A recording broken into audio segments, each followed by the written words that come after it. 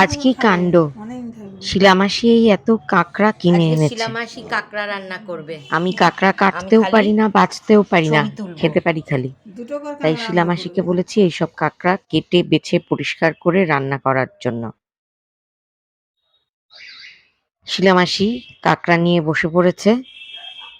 কিভাবে কাটছে, দাঁড়াগুলো বড় বড় দাঁড়াগুলো রাখছে আর ছোট দাঁড়াগুলো ফেলে দিচ্ছে। কাঁকড়াগুলো সব দড়ি দিয়ে বাঁধা।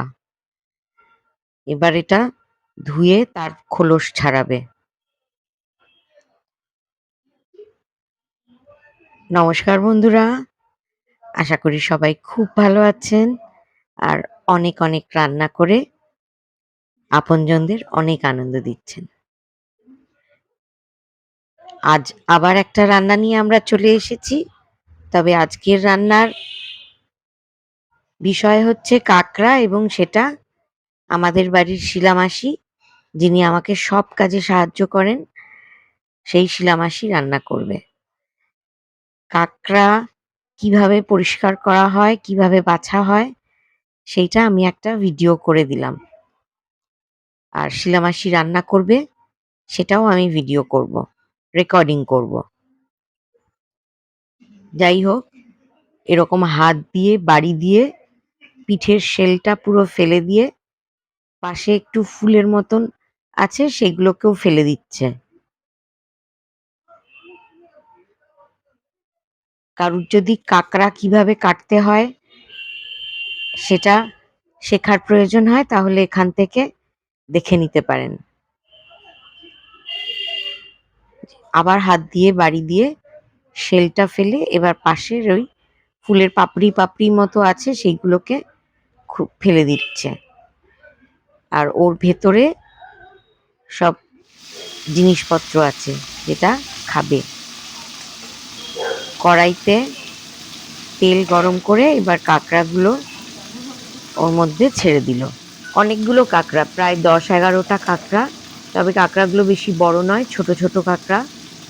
আর তাই কড়াইতে তেলও বেশ অনেকটা, প্রায় হাফ কাপ মতো তেল দিয়েছে। তার মধ্যে কাঁকড়াগুলো দিয়ে এইবার নুন আর হলুদ দিয়ে এবার নেড়ে চেড়ে নুন হলুদটাকে কাঁকড়ার মধ্যে মিশিয়ে নিচ্ছে। এইভাবে কাঁকড়া ভাজা চলছে। কাঁকড়া ভেজে নিয়ে তারপরে গ্রেভি তৈরি হবে। সেই গ্রেভিতে কাঁকড়াগুলোকে ছাড়া হবে, তারপর সেটা কাঁকড়ার ঝোল হয়ে মানুষের পাতে পড়বে। যাই হোক, কথা বলতে বলতে কাঁকড়া ভাজা এদিকে হয়ে গেছে। কাঁকড়ার কিন্তু বড় বড় ওই দাঁড়াগুলো দেওয়া হয়েছে, ছোট দাঁড়াগুলো সব ফেলে দিয়েছে। কড়াইতে কাঁকড়া ভাজার পর কিছুটা তেল রয়ে গেছে, এই তেলেই পেঁয়াজ দিয়ে দিল। এবার পেঁয়াজগুলো হালকা করে ভাজা হবে, একটু নরম হবে।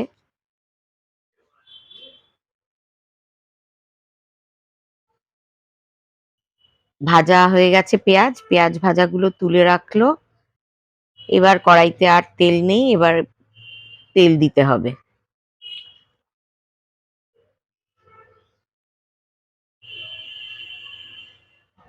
বেশ অনেকটা, 2-2.5 পলা মতো তেল দেওয়া হয়েছে।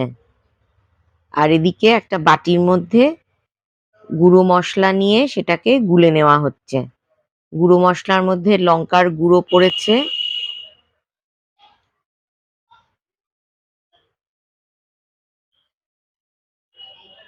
লঙ্কার গুঁড়ো প্রায় 1.5 চামচ মতো লঙ্কার গুঁড়ো পড়েছে, গরম মশলার গুঁড়ো, ধনে গুঁড়ো,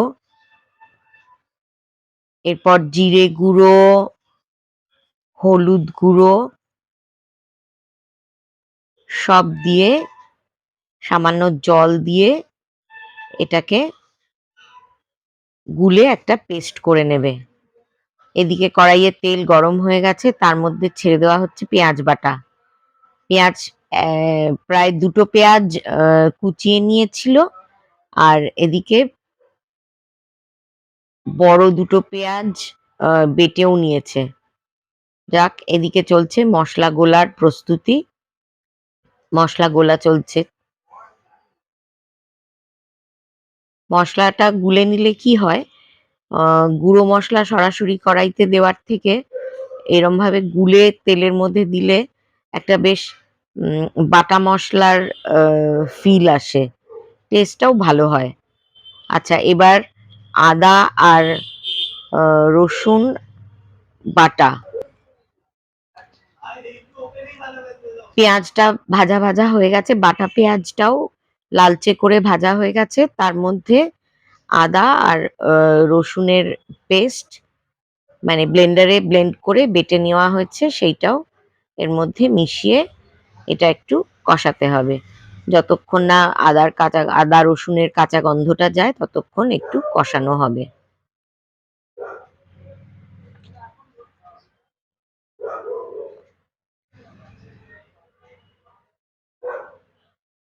বেশ সময় নিয়ে কষাতে হবে যাতে পোড়া না লাগে, কারণ পেঁয়াজ বাটা তো একটু তাড়াতাড়ি পুড়ে ওঠে, ওই যে তলা লেগে লেগে আসছে, তখন দিয়ে দিল ওই গুলে রাখা মশলার পেস্ট।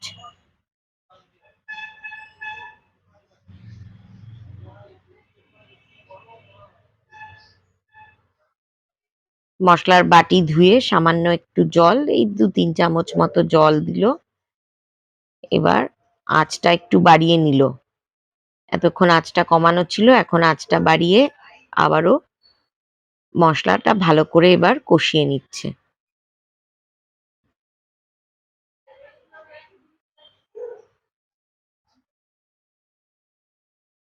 আচ্ছা, মশলাতে লবণ দেওয়া ছিল না, তাই মশলায় একটু স্বাদ মতো লবণ দিয়ে দিল। বাহ, মশলা খুব সুন্দর কষিয়ে এসেছে, রং খুব সুন্দর হয়েছে, তেলও ছেড়ে ছেড়ে এসছে। এবার এর মধ্যে দিয়ে দিল টমেটো কুচি। একটা বড় সাইজের টমেটো স্লাইস করে কেটে, তার কিন্তু দানা ফেলা হয়নি, ওই দানা সমেতই এর মধ্যে মশলার সাথে মিশিয়ে দিল। মশলা কষানোটাই হচ্ছে প্রধান কাজ, এটাই আর্ট। মশলা যত সুন্দর করে কষানো হবে, মশলা ঠিক পুড়বে না, অথচ ঠিক মতো ভাজা হবে মশলাটা, মশলার মধ্যে কাঁচা গন্ধও থাকবে না, তখনই ঝোলের স্বাদটা আসল বের হয়ে আসে। মশলা, আচ্ছা, মশলার মধ্যে এবার একটু ওই ব্লেন্ডার ধোয়া বাটির জলও মিশিয়ে দিল, যাতে মশলাটা পুড়ে না ওঠে।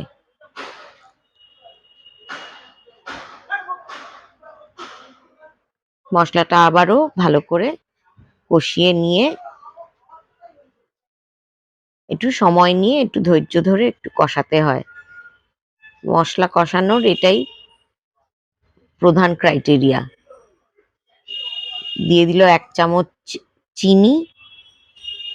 টমেটোও গেছে, তাতে নুনের স্বাদের ব্যালেন্সটা ঠিকঠাক হবে, চিনিটা প্রয়োজন। এই চিনি যদি তেলের মধ্যে, পেঁয়াজ ভাজার সময় তেলের মধ্যে দিয়ে দেওয়া যেত, তাহলে ক্যারামেলাইজড হয়ে যেত, বেশ লালচে লালচে রং হয়ে যেত। আচ্ছা, এবার এই যে গ্রেভি তৈরি হয়েছে তার মধ্যে সমস্ত কাঁকড়া ভাজা দিয়ে দেওয়া হলো। এবার ভালো করে আস্তে আস্তে নাড়াতে হবে, যাতে সব কাঁকড়ার গায়ে ভালো করে মশলা ঠিক ঠিক মতন পৌঁছে যায় এবং ভালো জুসি হয়। পেঁয়াজ যেটা ভেজে রেখেছিল সেইটা এবার এর মধ্যে দিয়ে দিল।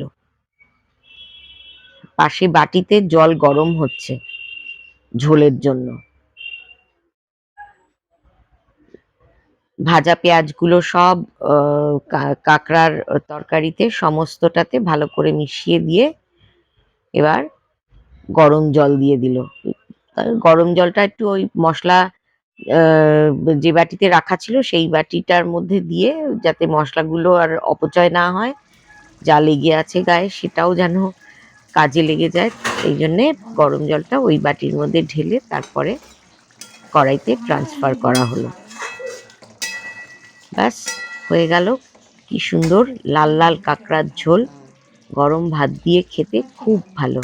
আপনারা কিন্তু কমেন্ট করে জানাবেন এটা শিলামাসি রান্না করলো, এবং শিলামাসি অধীর আগ্রহে আপনাদের কমেন্টের জন্য অপেক্ষা করবে।